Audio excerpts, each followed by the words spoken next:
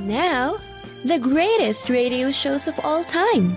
Suspense. The Shadow Node. Washington calling David Harding, Counter Spy. Classic radio theater. The Great Gildersleeve. Fibber McGee and Molly. Dragnet. Gunsmoke. The Lone Ranger.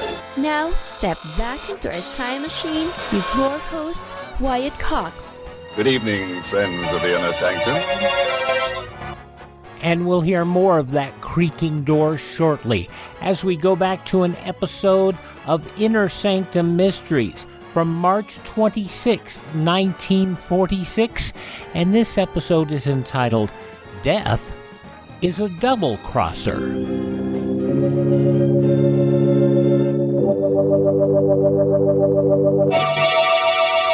Lipton Tea and Lipton Soups present Inner Sanctum Mysteries.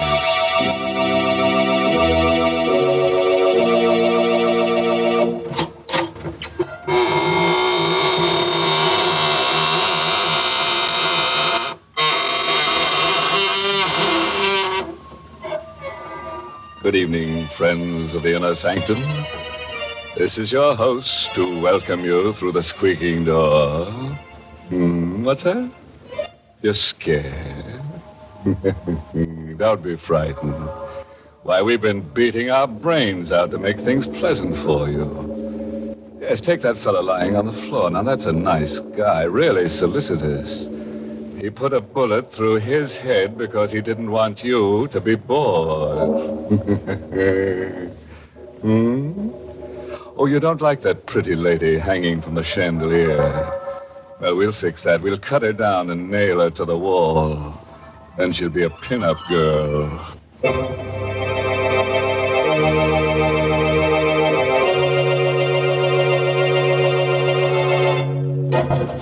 And now, friends, do whatever it is that you do when fear fastens cold fingers on your spine. A cigarette, perhaps, or a handkerchief to twist? Anything to brace you against tonight's tale of horror. It's an original radio play written especially for Inner Sanctum by Michael Sklar and called Death is a Double-Crosser. Our star tonight is Lawson Zerbe, who plays the part of Harry Smith, murderer. I looked at the blood-splattered mallet, still gripped in my hand, and down at Marie's body. It was like coming out of a bad dream, only to go into a nightmare. Instead of using a mallet to cut the King Midas diamond, I'd used it to murder my wife.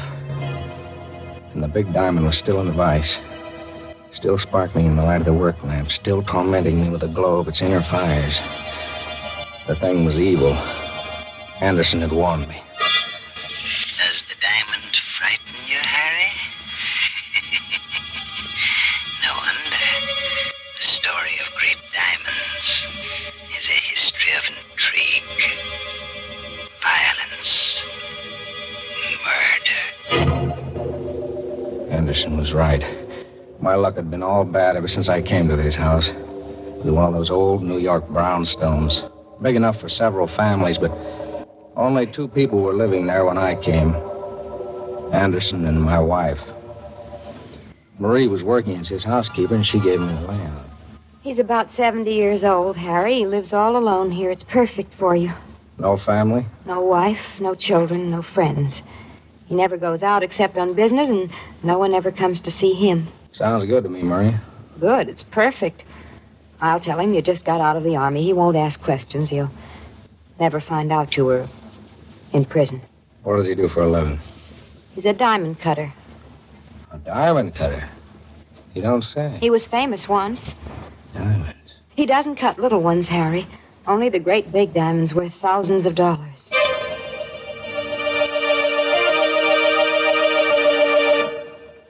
I moved in with Marie, and for a while everything was quiet. I didn't mind the quiet after that 5-year forgery rap in Sing Sing, and then one day the peace and quiet ended. I met old Anderson on the steps going down to the street. Good morning, Harry. Oh, hello, Mr. Anderson. Hey, you look all excited. Some good news come your way? I hope so, Harry.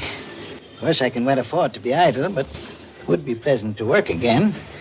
And it's nice to know that people still remember you. Is it a job? Wonderful job. If I get the assignment, I'm sure I'll get it. He couldn't give it to anyone else.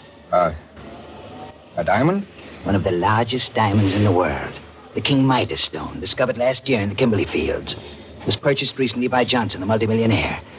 I'm on my way to his home to discuss the cutting. Well, good luck. I sure hope you get the job, Mr. Anderson.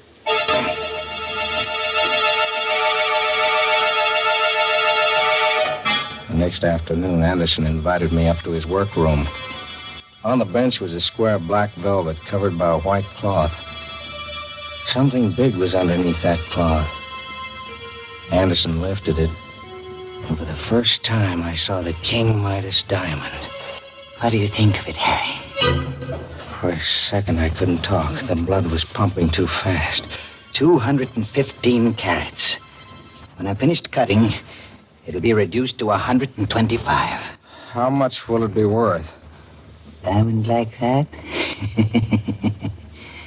You could get $100,000. And no questions asked. Well, it's funny. It's kind of oily on the surface, but down inside it gleams like it's on fire. Does it frighten you? Yeah. Stone like that does things to you. The story of great diamonds is a history of intrigue, violence, murder. You said something about cutting it. I have to study the King Midas until every detail of the task is clear in my mind. Then just a few light blows of the mallet on the chisel, and the result will be a flawless diamond. How long will it take? Oh, I should say about 2 months, Harry. I went downstairs to Marie. One look at me, and she knew something had happened. I told her my plan. If they catch you, they'll send you back to jail. They won't catch me. I've got it all figured out. This is our chance. He told me himself that the diamond will be worth $100,000 when he's finished. $100,000? Yeah. No more pots and pans and scrubbing floors. No more passing phony checks. We'll be set for life, Marie. How are you going to go about it? I'll wait until he's finished cutting the diamond. How will you know when he's finished? You'd have to know the exact time. If you waited too long, he might turn it over to the owner, Mr. Johnson. Then where would you be? Don't worry. I've got that figured out, too.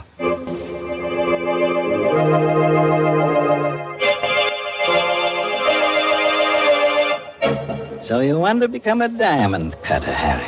If you'll teach me the work, Mr. Anderson, I promise it won't be any bother. All I want to do is watch you while you go about cutting the King Midas. Diamond cutters aren't made overnight. Takes a great deal of time.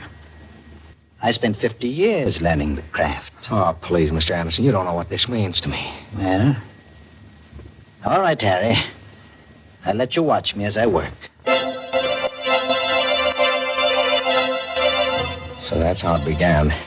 Every day for 2 months, I went upstairs and watched Anderson as he studied the King Midas diamond.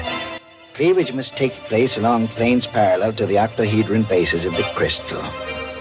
Step by step, he explained the job, how he would split it, where he would place the notches so that the diamond would split along the exact lines he wanted. He went over every detail again and again and again. Finally, he cut the notches for the splitting. Slowly, carefully. And then he placed the diamond in the vise. He got out the chisel and the mallet and placed them on the workbench. It was like a wedding ceremony. I was on fire. I couldn't wait. Just a few taps with the mallet, and it's done. Are you going to do it now? No, Harry. Tomorrow. Tomorrow. He kept putting it off. Then I realized what it was. He was scared. He couldn't trust his unsteady hands. It hit me like a ton of brick. He was never going to cut that diamond. You're so smart. What are you going to do now? I'm going to cut the diamond myself. You? Yeah, me. I know how to do it. It's all set. There's nothing to it. But what about Anderson? We don't need Anderson anymore. You mean Yeah. But that's murder. So it's murder. They'll never pin it on us. I've figured out a way to do it without leaving any trace behind. We went upstairs. Anderson was standing where I left him at the workbench. He was so lost in thought that he didn't hear us come in. He isn't looking. Get it over with. All right.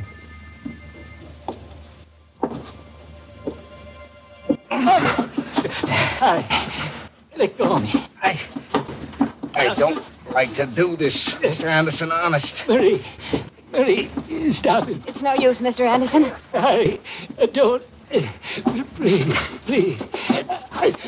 He begged for mercy. He fought back, but it was useless. I had a firm grip on his neck with both hands, and he was an old man. I squeezed tighter and tighter till his voice was cut off.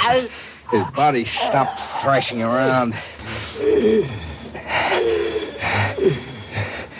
I held him like that a couple of seconds more for good measure.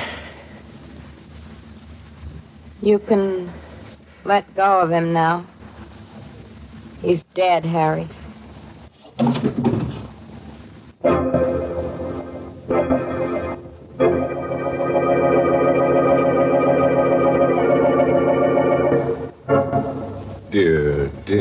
Dear. Imagine that. Cold-blooded murder. Killing a harmless old man like Mr. Anderson, choking him to death. Doesn't that slay you? And all because of a piece of ice. Why, it makes me hot under the collar. And that cool cucumber, Harry Smith. I'll bet he gets so hot that he'll burn before he's through. March 26, 1946, Inner-Sanctum-Mysteries on Classic Radio Theater with Wyatt Cox.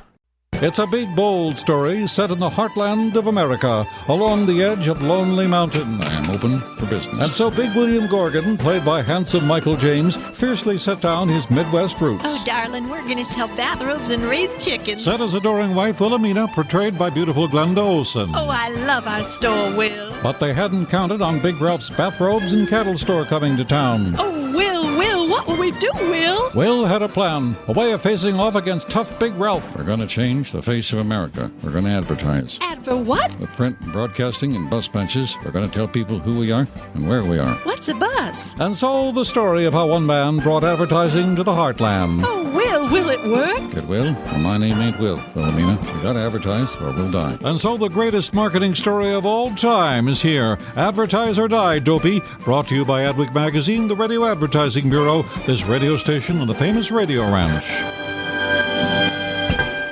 Put your message on this national advertising platform. Email classicradiotheater@gmail.com. classicradiotheater@gmail.com. Now on Classic Radio Theater with Wyatt Cox, more of Inner-Sanctum-Mysteries. March 26, 1947, Death is a Double-Crosser.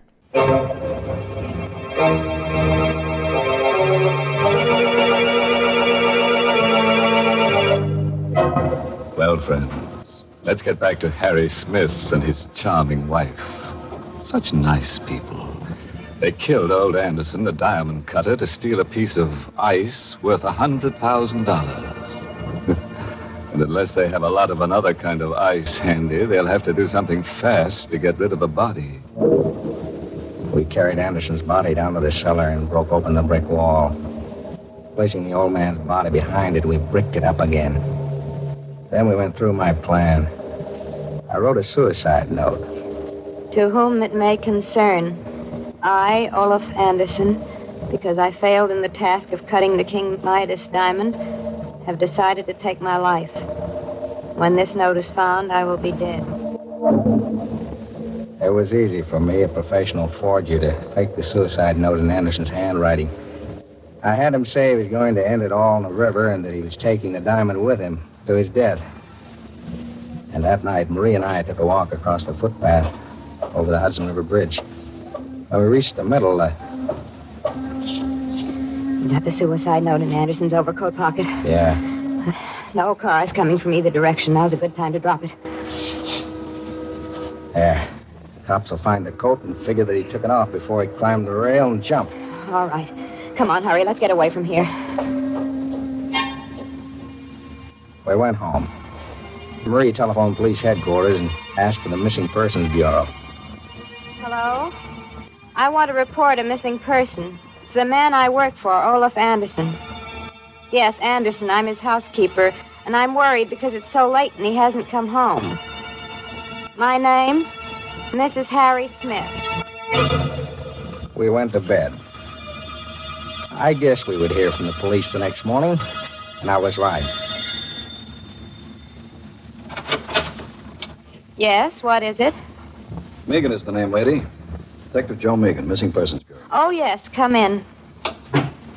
Are you the party who reported a man named Olaf Anderson missing? Yes, did you... Did we find him? I think so. I'd like you folks to come down to the morgue with me. The morgue? What for? We've got a body down there. Body of an old man that fits the description of Anderson. It's fished out of the Hudson River early this morning. You might be able to identify it.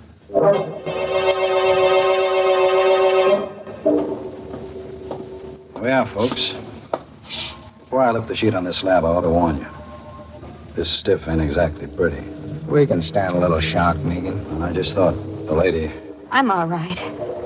Okay, then. Well, you recognize him?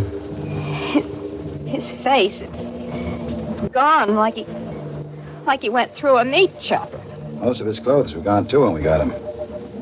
Poor guy must have got caught in the propeller of a passing ship. Marie, it's Mr. Anderson. Harry. Don't you recognize the pants? They're from that old suit he always used to wear.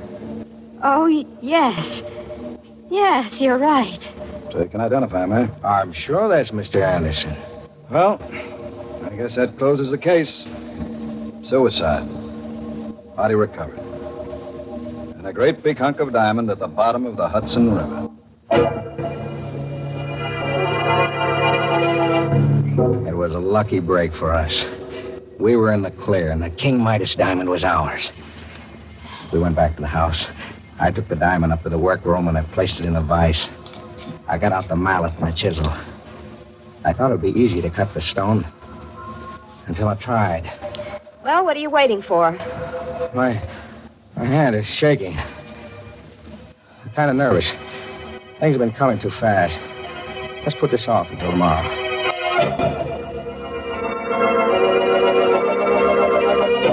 I know I said I'd do it tonight, but... But what? I don't feel so well tonight, Marie. You're lying. How long are you going to keep this up? I take it easy. You said you knew how to do it. I do. Well, then cut it. For heaven's sakes, get it over with. Don't rush me. If I make a mistake, it'll cost us $100,000. You've been putting it off for 3 days now, Harry. First this and then that. There's always something. You've always got a reason for not cutting that diamond. Now, listen, Marie, I've got to be careful. Knowing how to cut the diamond is one thing. Doing it is another. You're scared. That's what's the matter with you. Don't say that. You're frightened. Look at your hands. See how they shake. Well, you can hardly hold the mallet and chisel. You're as bad as Anderson was. She was right. My hands were shaking, just like Anderson's before I killed him. I tried for control. I told myself the diamond was nothing but a chunk of carbon crystal. I placed the chisel against the stone. I raised the mallet. But I couldn't bring it down. Now what are you waiting for? I don't know how hard to strike. A gentle blow. That's what you said Anderson told you. I can't do it. You can't do it. Of course you can. Don't be a stupid fool. There's nothing to it. She went wild. She began to shake my arm and scream at me. But her voice seemed to come from a distance. I kept staring at that diamond as though I were hypnotized. My throat was dry as dust. I was dizzy. Pinpoints of fire shot across my eyes. The diamond was doing things to me, and it was driving Marie crazy. Suddenly, I couldn't stand it. Her voice snapped something in my mind. You fool, you stupid idiot. Don't stand there like a silly fool. Shut up. Don't you dare shout at me. Shut up. I've had all I can take from you. Why, of all the nerve you... Harry, put down that mallet. Stay away from me. I didn't mean those things I said. Take as much time as you like. Don't. Harry! Marie, I'm sorry. I lost my head. Marie, say something. She's dead. I killed her.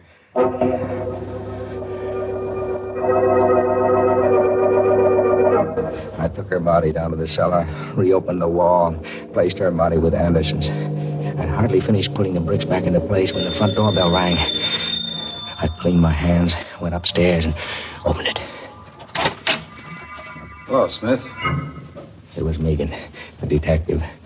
He came in, looked around suspiciously, and closed the door behind him. What's the matter with you, Smith? Me? Yeah, you. You look sick. Me sick? I never felt better in my life. Maybe it's the light. Is your wife at home? No, she isn't. Expect her home soon? I know. No, she went to Baltimore to visit her mother. Left kind of suddenly, didn't she? What are you driving at, Megan? Take the chip off your shoulder. Nobody's picking on you yet. What do you mean?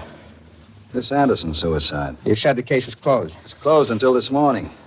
Now there's a couple of angles in the case that don't make sense. I'm not even sure the old guy we pulled out of the river is Anderson. But I identified him. Sure you did. Just today, a guy named Keeler showed up at the morgue and swore that same body was his father. It must be Anderson. A suicide note. Suicide note said Anderson was killing himself because he made a mistake and ruined the King Midas diamond. There, don't you see? But Anderson never got the job of cutting that diamond. Ooh, March 26, 1946, Inner Sanctum Mysteries on Classic Radio Theater with Wyatt Cox. Did you ever go outside after a thunderstorm and you smell that fresh air? That's because the rain and the lightning and all that just washes all the yuck out of the air. And I don't care where you are. I mean, even up here in the mountains of northern Nevada, we have basically nice air all the time. But it's so much cleaner after a thunderstorm. And I'd like to have you get a thunderstorm for your home. Yeah, the Eden Pure Thunderstorm Air Purifier. It uses proven oxy technology. It quickly destroys viruses, odors, mold, the whole 9 yards. Now, here's the great thing about it. It's teeny tiny, just a little larger than a paperback book. It doesn't take any shelf space. All you do is you plug it straight into the wall, or you can take it with you in the car on trips. It has a little adapter on it that you can plug it into your cigarette lighter. It's real easy to use if you have problems with litter boxes. I love my cats, but it stinks sometimes. Also, cigarette smoke, smokers. This cleans it out of the air. This doesn't just cover it up like sprays. It actually removes it from the air. It cleans it out. And like I said, no filters. And you can get a 3-pack, so you can put one in every room of the house, especially, that room that always stinks. You can plug it in there. And you get all 3 units for under $200. That's a fraction of the cost compared to other purifiers that go over $600. Put it wherever you need fresh air. I've got one in the office. I've got one in the studio. I've got them everywhere. Go to EdenPureDeals.com. That's EdenPureDeals.com. Put in my promo code CLASSIC3. You'll save over $200. EdenPureDeals.com. Promo code CLASSIC3.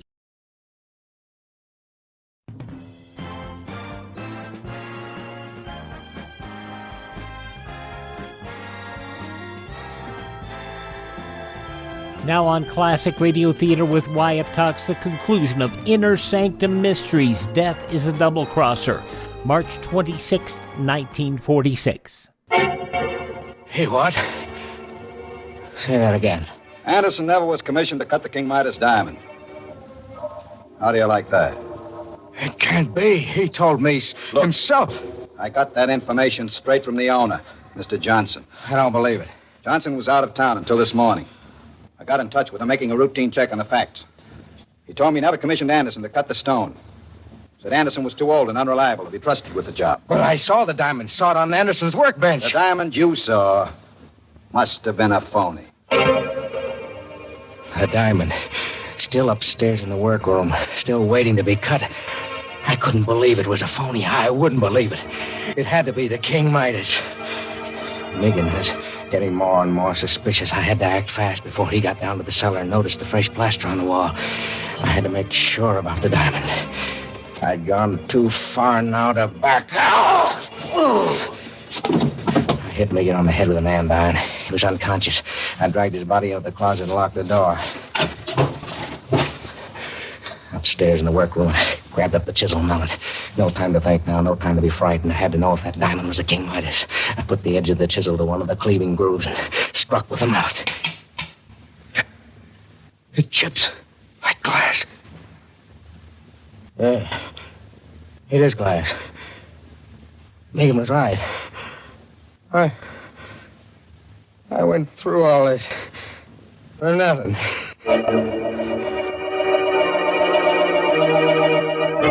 The whole thing was clear now. Anderson had lied to me. He had lied even to himself. Yeah, that was it. He had been unwilling to admit even to himself that he was no longer good enough to be trusted to cut the King Midas diamond. He was nuts. And he made up that crazy story. And I swallowed it.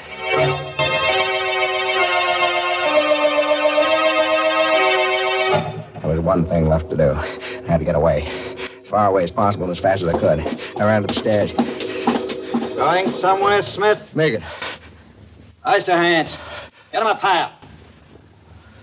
Now, come on down here. That's close enough. How'd you get out of the closet?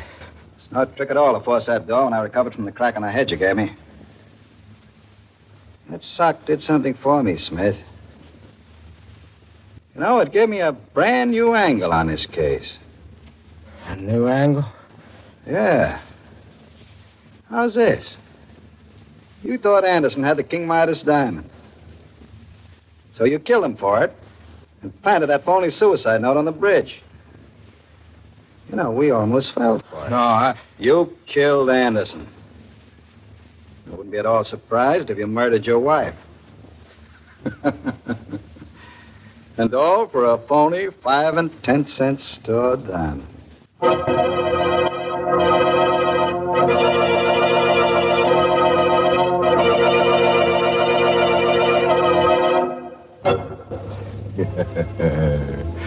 Poor Harry Smith. What a life. A Smith caught between the hammer and the anvil. You know, he never should have lost his head and murdered his wife. No, because now it looks as though he's going to have to lose the rest of him. Yes, right now, Harry is really harried. And when the state executioner gets him, he'll be fit to be tied in a noose.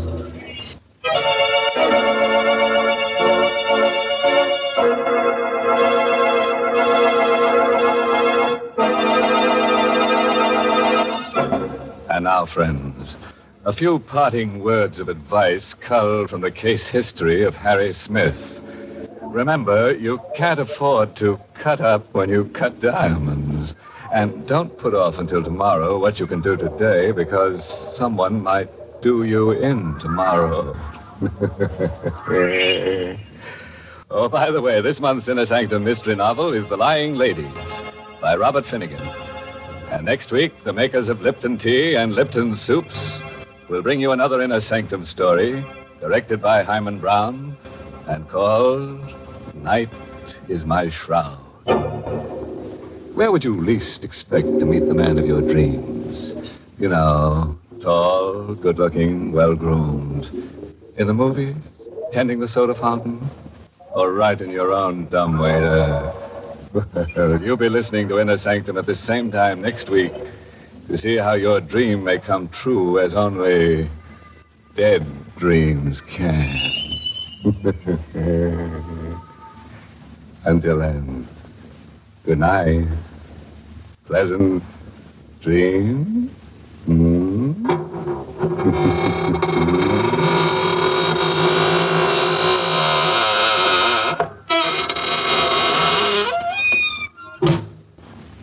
March 26, 1946, Inner Sanctum Mysteries on Classic Radio Theater with Wyatt Cox.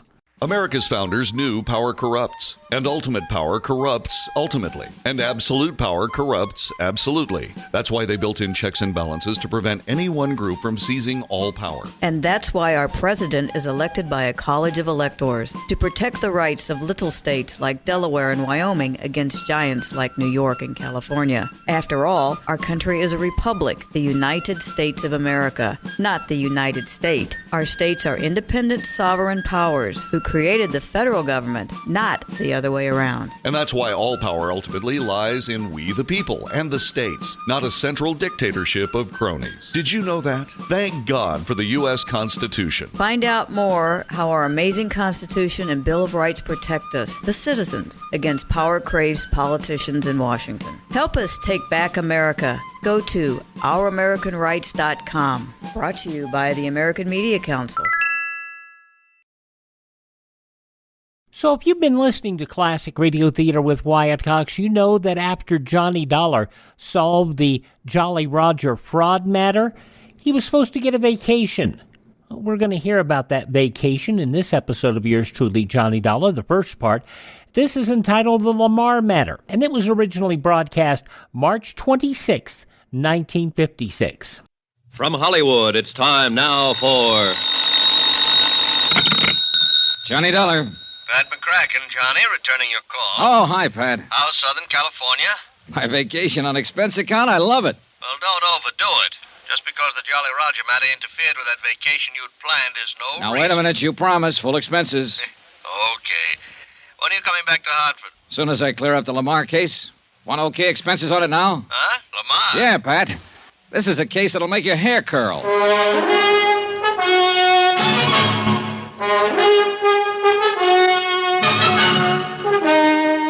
Tonight and every weekday night, Bob Bailey in the transcribed adventures of the man with the action-packed expense account, America's fabulous freelance insurance investigator. Yours truly, Johnny Dollar.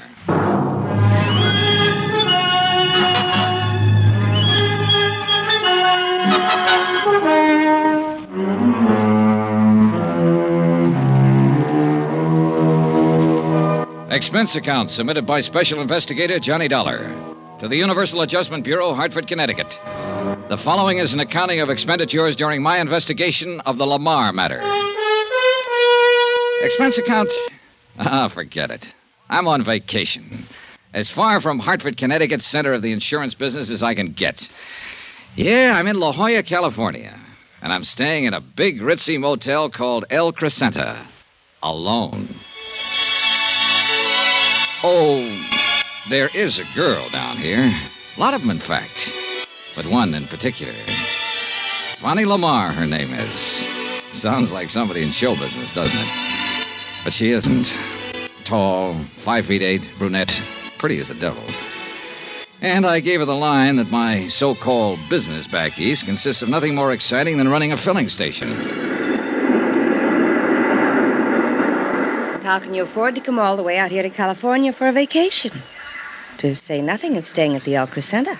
Rich uncle, Vonnie. Died and left me a couple of $1,000 to do with as I see fit. This is the way I see fit. Only a couple of $1,000. Mm-hmm. Gee, that's too bad.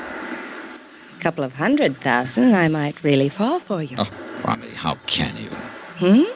Well, here I thought these last 3 days and evenings with you were due solely to my overwhelming personal charms. Your charm has nothing to do with it. Kiss me again, anyhow. With Vonnie around, who needed a couple of $100,000? The gal was just about all anyone could ask for. And I don't mean for just a quick vacation time romance. I'd spotted her the minute I'd landed here at this hotel. More like a guest ranch by the seashore. Beautiful, modern cottages set around a big green lawn with a swimming pool in the center big enough for the Olympics. Carports beside the cottages loaded with Eldorados, Continentals, and a handful of foreign sports jobs. And a beautiful big dining room and a building set up to look like an old clipper ship. And food and service worthy of Oscar of the Waldorf. And what was I doing here? On expense account, remember? Yeah, I'd spotted Vonnie the night I arrived from San Diego after clearing up the Jolly Roger matter and set my sights for her immediately. Naturally, I wondered what so attractive a girl was doing alone here. She cleared that up for me at dinner the second night. I still don't understand why Daddy hasn't arrived yet. Oh, he's supposed to join you on this vacation? We always spend our vacations together. At least we have since Mother died a few years ago. You're an only child? Yes. Really a foster child. Just as we were about to take our plane, some crisis or other arose at the plant. So he made me come along and wait for him. Lamarr Metal Products. Lamarr Matter. Oh, yeah. Aircraft components, isn't it? South Bend, Indiana? Yes. You know how crisis can arrive in a business like that. Sure, imagine so. Government orders, all that sort of thing. Yeah. Well, you'll probably hear from him before. Oh. Here, waiter, would you like to get us... Senorita, a telegram for the lady. Oh? Excuse me, Johnny. Sure. Here you are, Pedro. Gracias, senor. Oh, dear. What's the matter? It's from my father, and I don't like it. Listen. Must delay departure a few more days. Doctor's orders. Oh? Nothing to worry about. Stay there in La Jolla until I join you. Love, Daddy. That's too bad. But doctor's orders. There's nothing wrong with Daddy. He had a new insurance examination just a month ago. They gave him a clean bill of health. What company? Try Mutual something or other, but what difference does it make? There's something wrong about this, I'm sure of it. Why don't you phone him? Yes. Yes, I will. My cottage is right next door here. Come on. It was none of my business, but the name of Tri-Mutual rang an old familiar bell. Yeah, I'd handled a lot of cases for them. Anyway, she wasted no time in putting through a call to her father's private number in South Bend. Yes, operator? Thank you. I don't know why I didn't go to my own cottage to make this call. My pleasure. I guess I'm a bit upset by this wire. I don't blame you. There's nothing wrong with Daddy. There can't be. Well, maybe he just made the mistake of mixing too many oysters with too many martinis. Hello? Hello? Daddy, what's this telegram you sent me? Oh, I see. Oh, well, you had me scared for a few minutes. Oh, yes, fine. Mm-hmm. Yes, if you must know the truth, I have. Johnny Dollar. Uh-oh. Very. Careful, gal. Oh, he says he runs a filling station, but I don't believe him. I'll tell you all when you get here. And hurry, darling, please. All right, Daddy. Good night, dear. Oh, thank goodness. You don't know how close your guess was, Johnny. Oh? It was just a slight case of indigestion. Plus the fact he wanted another day at the plant. Well, good. Then let's go back to the dining room and see what kind of indigestion we can accumulate. Well, that started it. 3 days and nights of as much fun and relaxation as I've had in years. A wonderful place to stay, a private beach that I'll wager is second to none on the Pacific coast. Swimming, water skiing, skin diving, sailing, everything. Oh, this was it. Or so I thought. Oh, why make any bones about it? I'm a sucker for romance. And believe me, it wasn't hard to be serious with Bonnie. Johnny. Yeah? This is nice, isn't it? Mm-hmm. I don't believe in love at first sight. Do you? No. No, But it is nice, isn't it? Hey, whoa, gal. Hmm? It'd be much too easy to fall in love with you, Bonnie. And I mean the forever kind. Well, would that be so terrible? And you've got one big strike against you, you know. Johnny, what? M-O-N-E-Y, money. You lose. Huh? I have nothing, except what my father gives me. You know, allowance and for clothes and things and... You know. So you see, I'm just as poor as you are. Only you aren't. Or you wouldn't be staying at a place like this. Another thing. You know absolutely nothing about me. I know you don't make a living by running any old filling station. Johnny Dollar at the sign of the Flying Red Horse. Oh, stop it. Well, for all you know, I'm a gangster, a safecracker, a jewel thief. Or worse still, playboy scion of a wealthy family who never did a lick of work in his life. In other words, a worthless bum. Don't say that, Johnny, even in fun. How'd you fill him, huh? Yes, and their mothers. Old dowagers trying to marry them off to another wealthy family. Add the name Lamarr to their end of the social register listing. Insure the fortune with another fortune. I thought you said you were poor. Well, you know what I mean. A bunch of worthless fops, that's all they are. I've seen better men among the servants and chauffeurs, the little Mexican boy who helps one of the gardeners, and the young businessmen there in South Bend and in other cities. Maybe earning just enough to make ends meet, but men. Ambitious, hard-working, willing to get somewhere on their own merit. And, well, you know what I mean. Mm-hmm. Why don't you marry one of them, Bonnie? It isn't as easy as that, Johnny. You know it. Maybe I was waiting for someone like you to... I still don't believe in love at first sight. Good. Let me snuggle again. Like before we started this horrible discussion. Mm-hmm. The sun's going down, though, honey. And this little niche in the rocks is going to get cold. Yeah, look. Everybody else has left the beach. Come on, snuggle. I like it. Kiss me. And I thought I'd have to ask for it.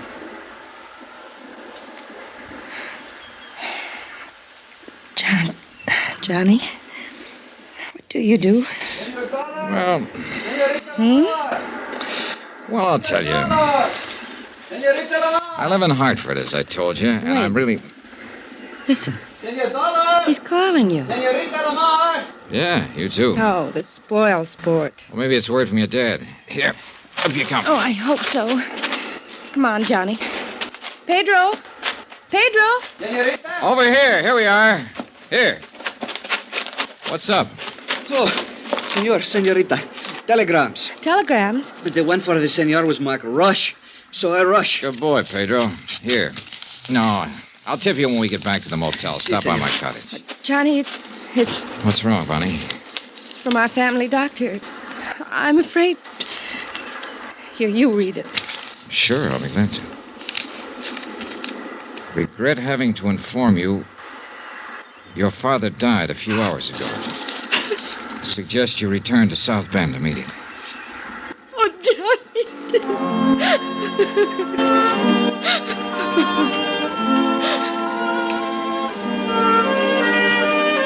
It was a few minutes before Bonnie could pull herself together enough to walk from the beach up to her cottage where she could pack her things for the trip back to South Bend.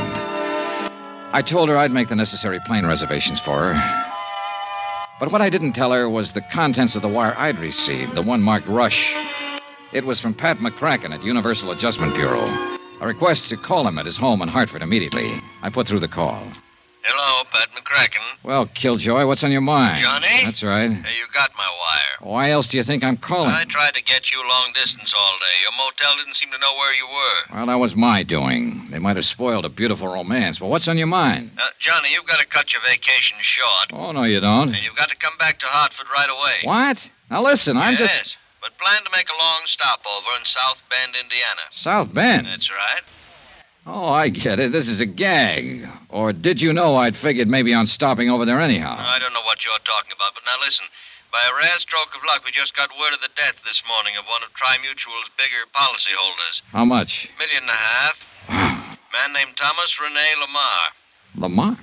Pat. Now listen, Johnny. The circumstances lead us to think it may be murder.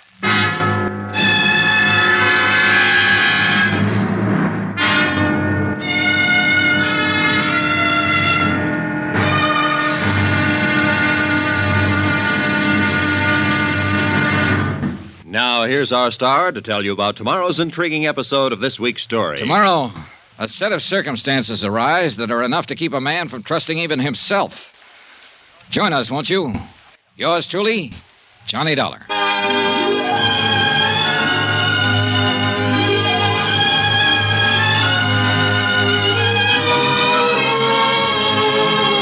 Yours truly, Johnny Dollar, starring Bob Bailey, is transcribed in Hollywood.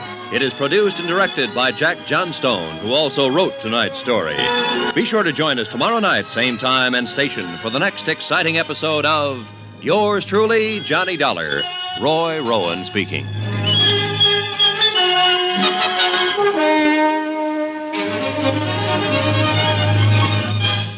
Johnny just stumbling into another case. March 26, 1956. Yours truly, Johnny Dollar on Classic Radio Theater with Wyatt Cox. Visit my webpage, classicradio.stream. That's classicradio.stream to hear our shows on demand and learn more about building a classic radio collection of your own. Thank this radio station, support the advertisers, and tell your friends. The great radio shows are right here at this spot on the dial. Classic Radio Theater with Wyatt Cox on your favorite radio station.